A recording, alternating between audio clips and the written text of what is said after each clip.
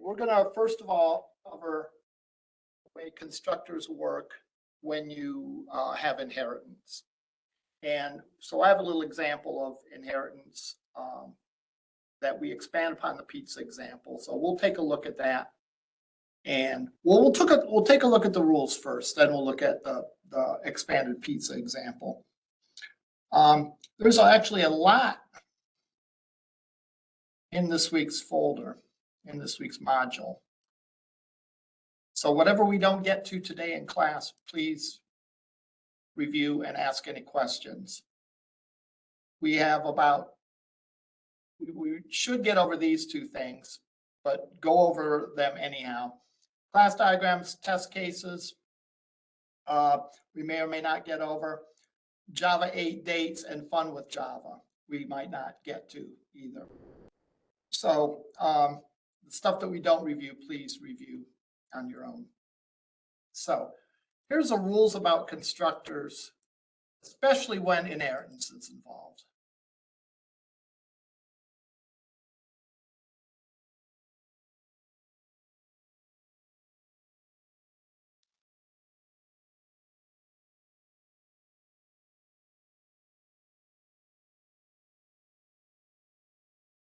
First of all, there's some rules for all classes. And we talked about some of these already, but I do want to review them because they're important.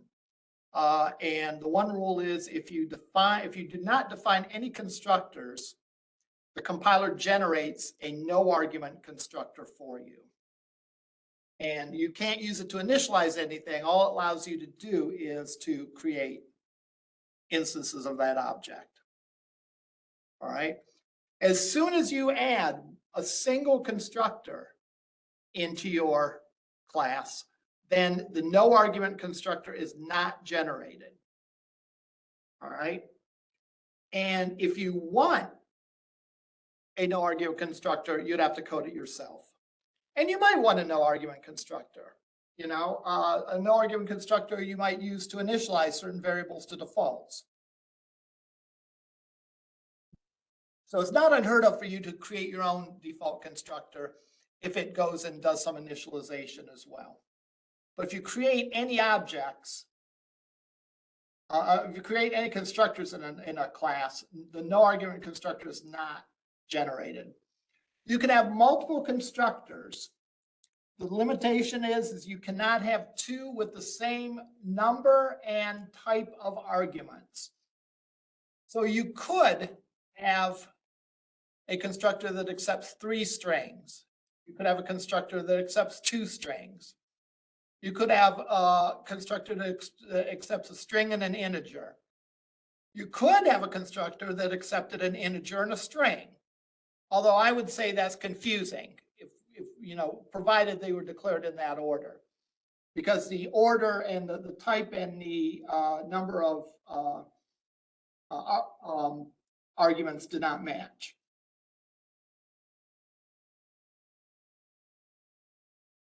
Now the compiler is smart enough to, when you call a constructor, to look at the number and type of arguments that you've given that constructor, and that's what tells it what constructor to call. This should pretty much be old hat by now. None of the stuff that we've gone over is brand new. We can use this to call another constructor of the same class.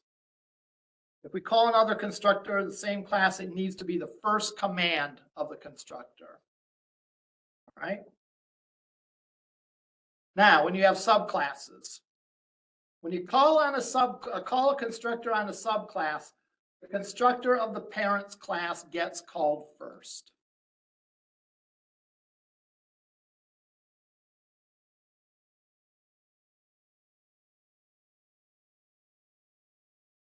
If you put super in the subclass's constructor, it calls the superclass's constructor.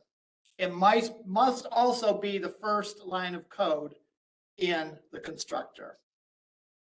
You can't have this and super in the same constructor, which, if you think about it, makes sense. If both of them have to be the first line of code in a constructor, they both can't be first. They'd have to be in a certain order. And one of them would end up being second, and that would violate the rule. If there's no super in the classes, if there's no super in the subclasses constructor, the no arguments constructor will be called. So if I don't have any of my constructors, if one of my constructors or several of them do not have super in them in the subclass, it still has to call the superclass's constructor, and it will assume that you want the no argument constructor. All right. Let's look at this example that I have, specifically the inheritance and the way the constructors work.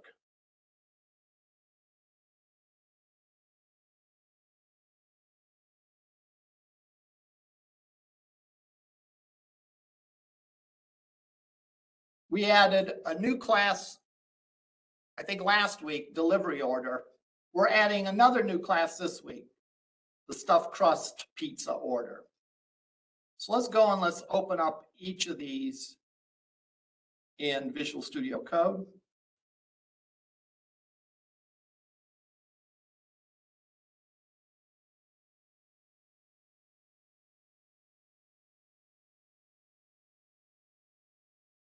One thing I see a lot of students do when they first encounter inheritance is they do something like they put a delivery flag in the order class where you indicate, is it a delivery order or not? And it's either true or false. You don't need to do that. It will be a delivery order if you create the delivery order object. Otherwise, if you just create an order object, it'll be the order object. There is a catch to that though, and I should go over that at some point. Okay, order, delivery order.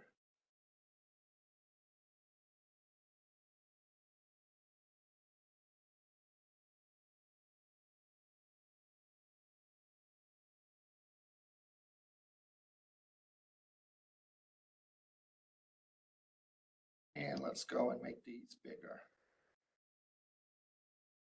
All right. Constructors really aren't relevant here. In the order class, we have a single constructor that requires rather two strings. It requires a name and a phone number.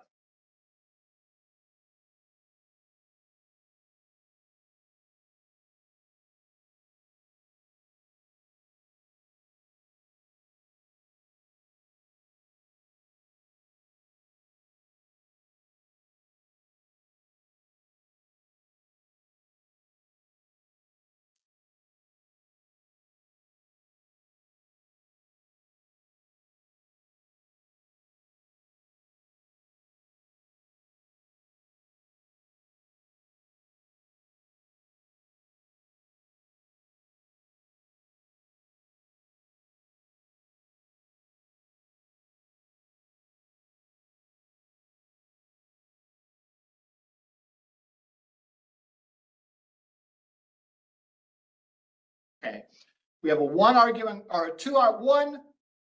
constructor with two arguments here. Now in the delivery order, which I must have forgot to open,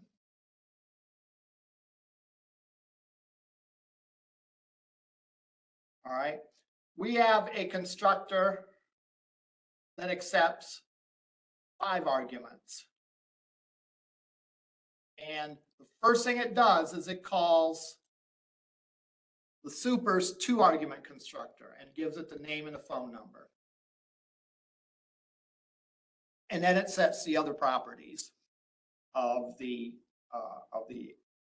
object.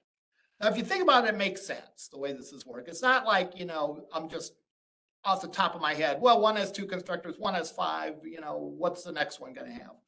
If you think about it, what does it take to have an order, a pizza order? You call in and you order a pizza, and if you're going to pick it up, what do you give them? You give them your name and a phone number. That's it, right? So to create a regular order, all you need is the name and the phone number. If you call, however, and you ask for delivery, well, you have to give your name, you have to give your phone number, you have to give your street address, city, state, and zip. So that's why this parallels the real world. All right. And this calls the superclasses to argument constructor and passes the name and the phone number, and the other attributes get set that way. So I'm going to go in here and I'm going to compile it and run it to just give us a baseline, because we're going to spend some time playing around with this and setting some things, making changes, and see what happens. Best way to learn programming is to take something that already works and play with it. What if I change this? What if I change that? All right, so I'm going to compile everything and run it.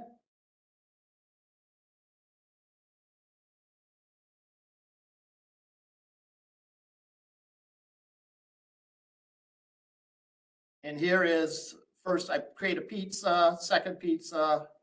This should say third and this should say fourth. I create a pickup order. Cost of order is that, the bake time is that. I create a delivery order, the cost is that. The order is, the bake time is that. All right. And we'll add some stuff to this. Now, what if I go in and I remove this line of code? You don't have to answer out loud, but just think to yourself. If I remove that line of code, is it going to compile anymore? And the answer is no. And this tells you in a roundabout way. It's telling you that I can't call a constructor in the order that has no arguments. Instead, I have to call the constructor that has two strings. Well, where are we calling a constructor with no arguments? Well, we're doing that right here because we don't have a super in here. And when you don't have a super in there, it's going to call the superclass's no argument constructor. So if you don't have a super in your subclasses constructors, the superclass better have a no argument constructor, which it doesn't.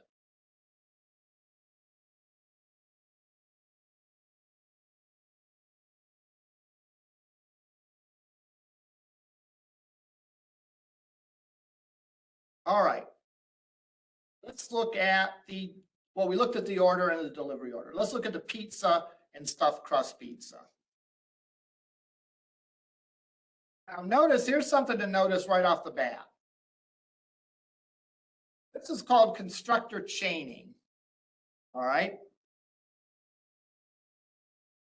This is an example of using the this method to call another constructor. Remember, why do we have multiple constructors? Often we have multiple constructors because we're going to set some fields and default other fields. So for example, we said in the case of the pizza, if we do not supply a type of crust, we're going to use thin. If we don't supply whether it has pepperoni or not, we're going to assume false. And we're never defaulting the size, so we always have to supply at least one argument, the size. Well, we can supply either the size by itself, the size and the type of crust, or the size, type of crust, and whether it has pepperoni or not. So let's see what happens. When I call this constructor, what happens? It takes the three arguments and it calls the set method on them. Set the size, to set the crust, to set the has pepperoni. Now this might not be immediately obvious, but that's different than what I did over here. And here I didn't call any set methods. I just set the value of the attribute. Why is it better to call the set methods? It might not be obvious right now. It will become more obvious when we cover exceptions. Because in our example, the only valid values for size is small, medium, and large. So we're going to put in this set size method validation that makes sure that it's one of those three values, small, medium, and large.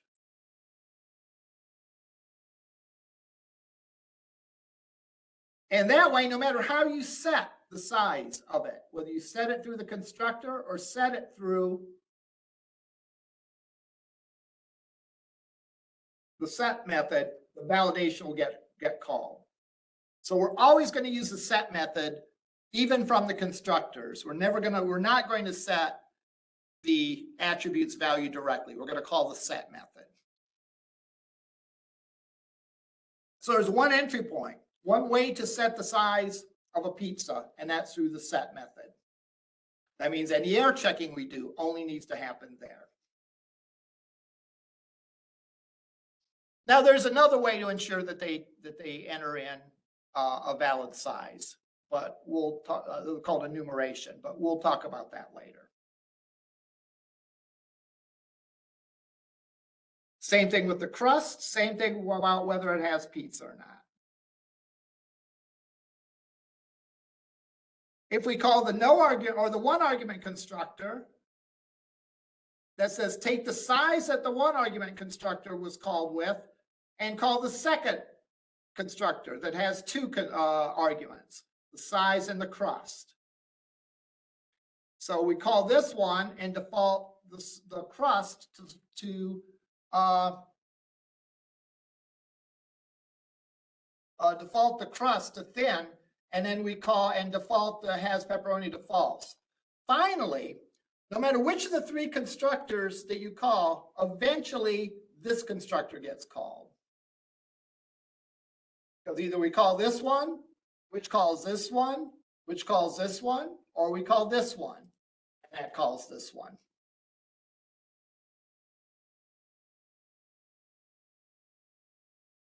So this is sort of upping our constructor game several different ways. We're eliminating redundant code and some redundant code that would come up later on when we cover exceptions. We do that through having constructors call each other, defaulting one of the variables and calling each other. Now let's look at stuffed crust.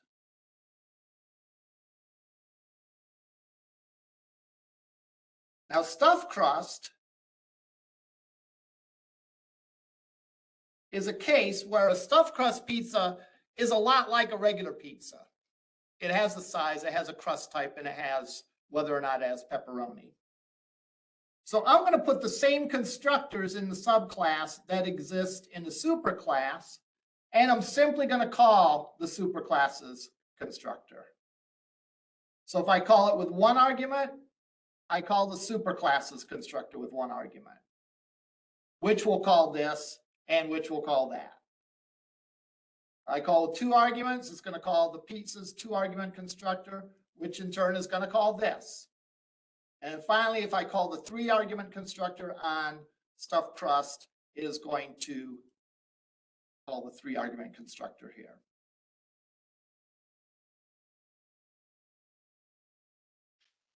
This is called constructor chaining, and the way that the constructors of these classes work means that this constructor is what's going to ultimately get called and set the properties for either for both stuffed crust pizzas and regular pizzas.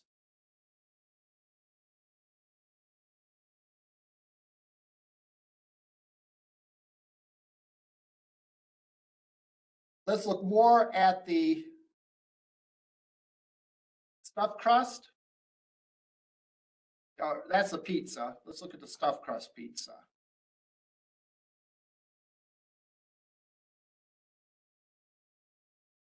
We're assuming the bake time is the same as a regular pizza, which I don't know about that. The bake time probably should be longer, right? If you're taking a stuffed crust versus, I don't know. But calculate price is different. We're calculating the price of a stuffed crust pizza by a different formula than calculating the price of a regular pizza. Therefore, we override that function and we have our own calculations that calculates the difference. It calculates the price of the pizza and then calls it. Now, in this case, the test class is actually going to be interesting. At least I think it's interesting.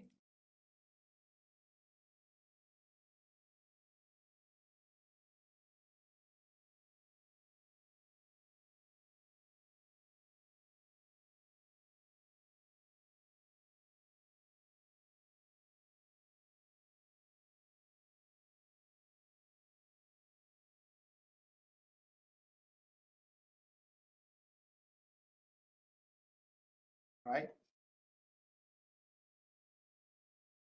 Here we're creating our pizzas. We're creating a regular pizza here, a regular pizza here. This pizza is going to default pepperoni to false. This pizza is going to default crust type to thin and pepperoni to false. We have a third pizza and a fourth pizza. And we haven't created any stuffed crust pizzas. Oh, we actually have. We've created this called stuffed crust pizza. SCP equals new stuffed crust pizza. So it's going to create a stuffed crust pizza that is small with thick crust.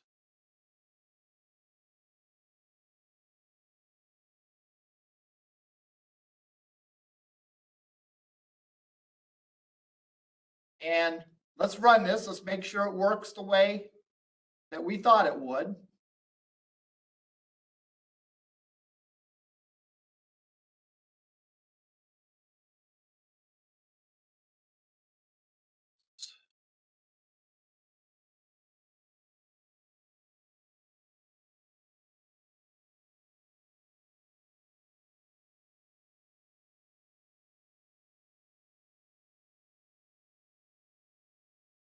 Oh, I eliminated the super.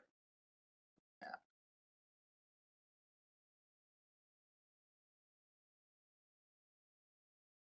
Forgot to put it back in.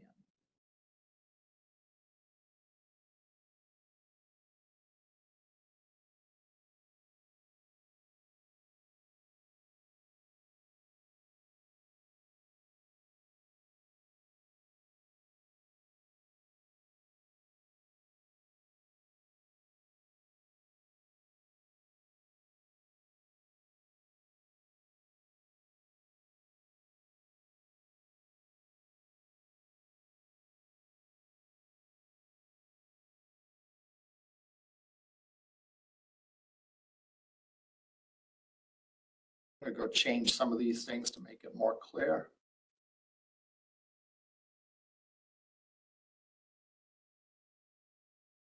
In the unit test.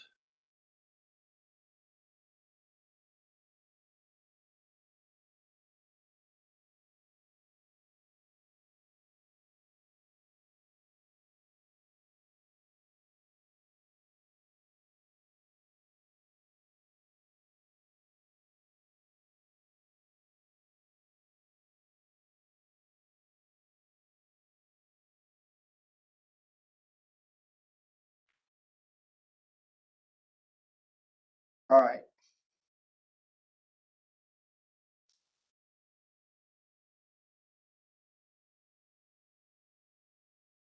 And if we validated this, this would check out. Also, the order is 38, 21,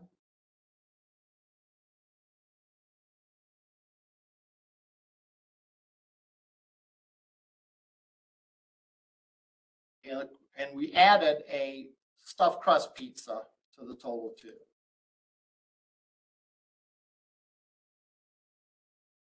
Let's go in and throw this.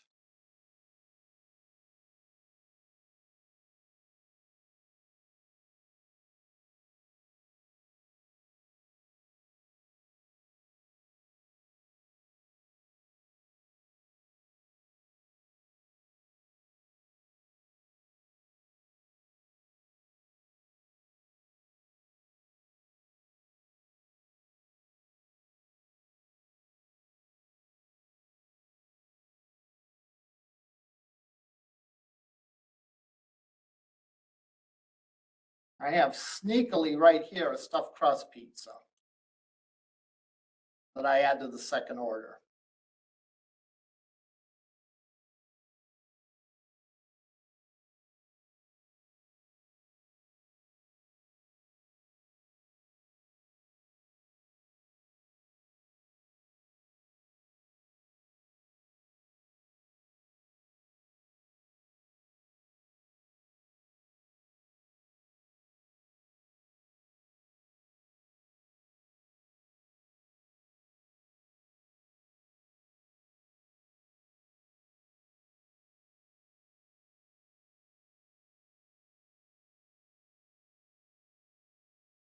I'm creating the stuffed crust pizza.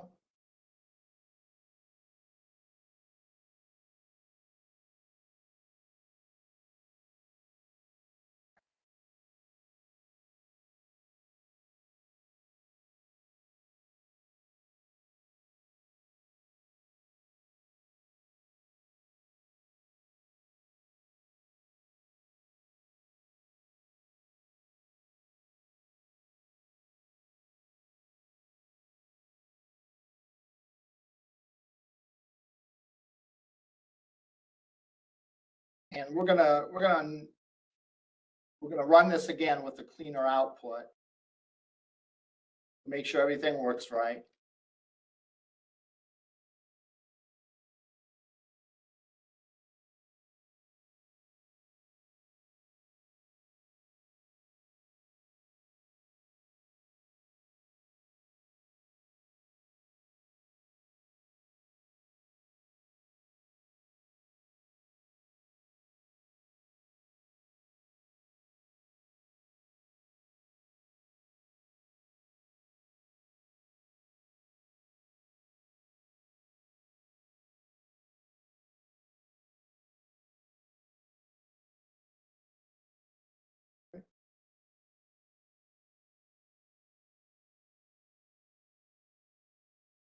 All right.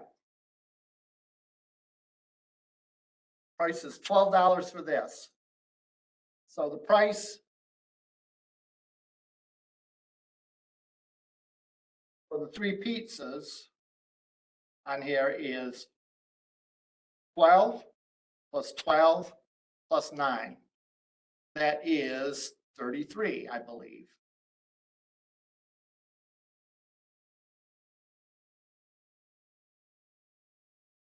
The cost of the order is that 33 plus the $5 for delivery for 38. The bake time for the order is still 16. And the cost of delivery, or the time of delivery, is 46 minutes from now.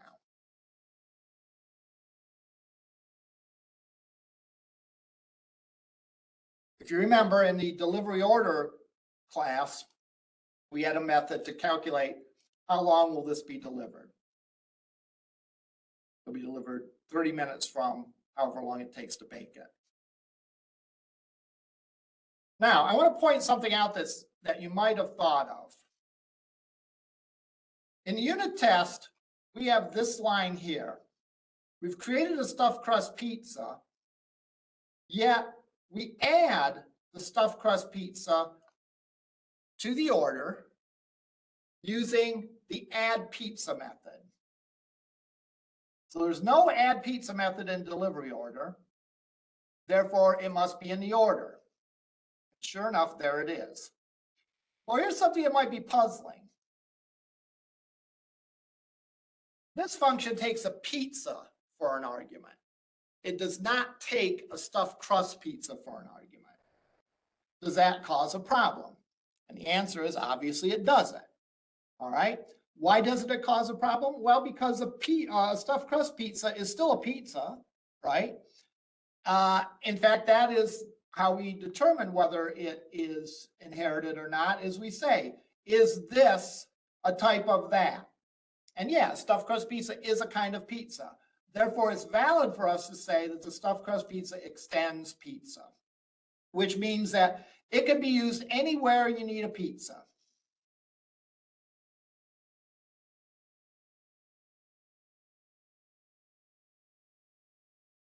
So therefore, this is not going to fail. And it's not gonna fail when we loop through it. We're gonna get the right function for a stuffed crust pizza instead of the function for a regular pizza. So everything's gonna calculate just fine. Now, here's a little twist.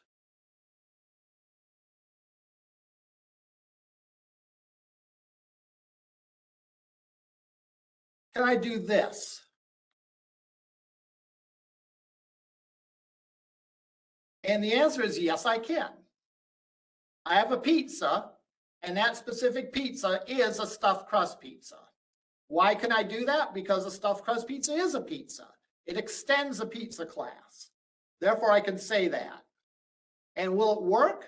I'm going to temporarily comment this line out so you know there's going to be some trouble with it.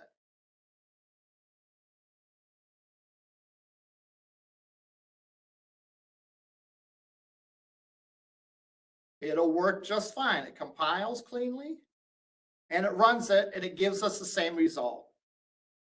The delivery order, cost of the order is $38. The bake time is 16 minutes, which is just what it was supposed to do.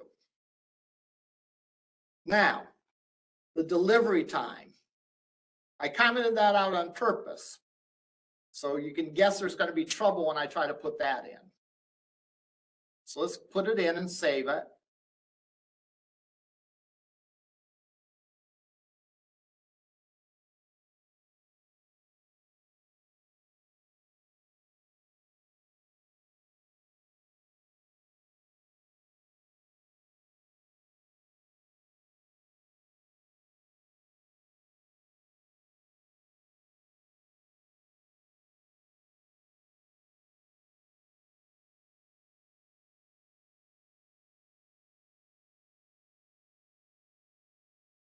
Okay. Must be looking at the wrong class because it didn't.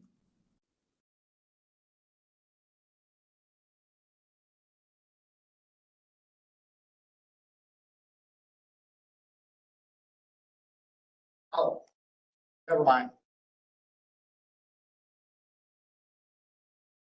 Yeah, bottom line is I can do this. This is what I had intended to do. I make the orders.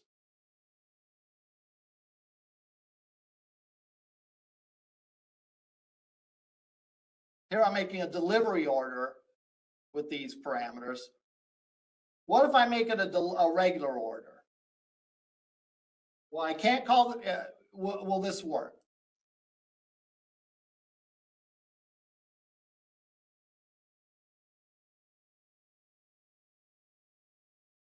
And no, it doesn't. And it gives an error on the delivery time of order. Now, this is tricky. You have to sort of follow through the thinking. All right. When you declare a variable, you declare this, which says what the variable that it is declared is going to point to. So this is going to point to an order. This side is the actual object that gets created. So the object gets created over here, but the pointer to it is an order. It's on this side. So because the order is on the left-hand side of the equal sign, you can only call methods that are in the order class. So the left side determines what we can call. The right side determines what version we get. So we cannot call the delivery time of this order because we said it's a regular order, and a regular order doesn't have a delivery time function. Now, if we made it a delivery order, then that's fine. It will call and it will work because a delivery order has the calculate delivery time method. But if we keep this at order, it's not going to work because this function doesn't exist in the order class. Now, to be sure, this determines what version of the method gets called. So when we calculate the price of this, the stuffed crust pizza, which is small and thick crust, therefore the price is $12, I guess. not 8.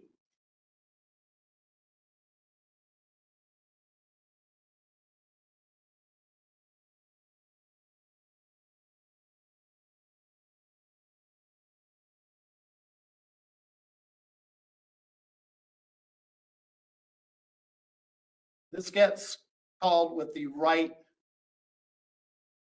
price method when we calculate the price.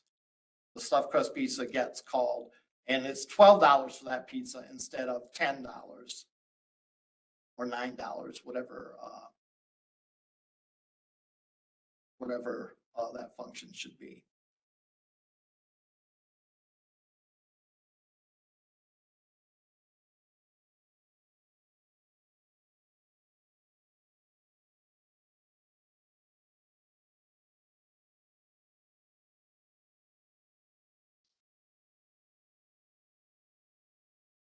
Something doesn't look right. It's getting confused.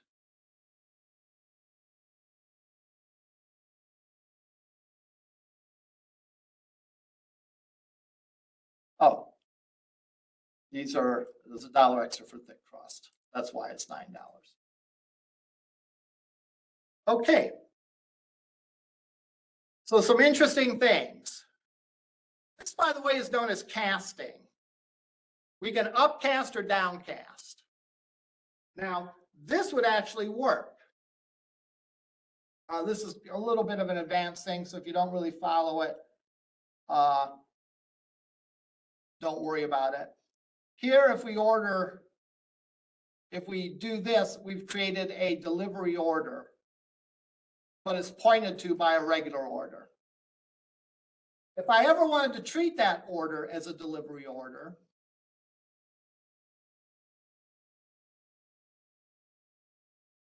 I could say this.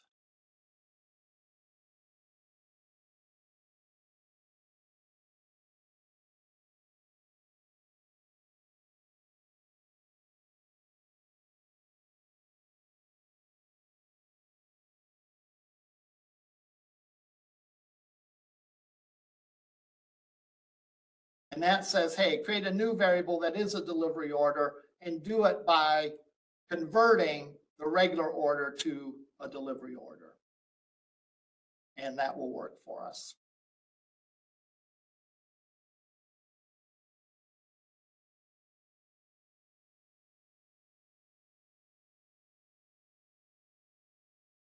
Thing works just fine. Now, if I try to do that and it wasn't a delivery order, if it was, say, a pizza, or it was even a regular order, it would give me an error.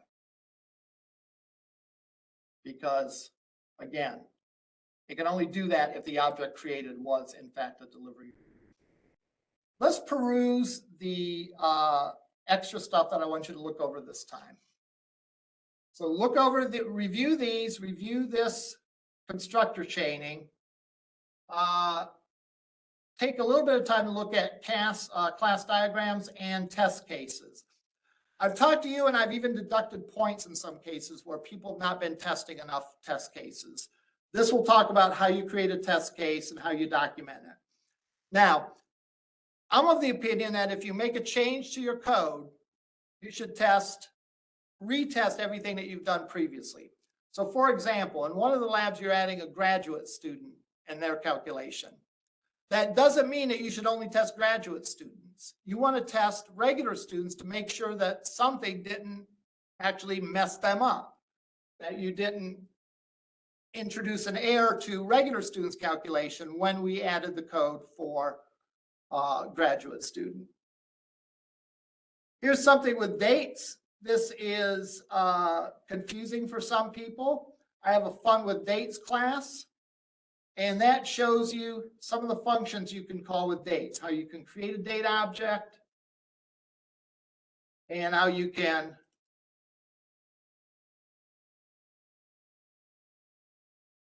compare date objects and so on. So I can create a date object this way. I can create an object of a specific date this way, or this way. If I compare them, you might think that this date equals that date because they're both set to the 4th of July. They're not equal though, because they're two different objects. And when you compare objects, you're saying, is it the same object? Not are the values of the object the same.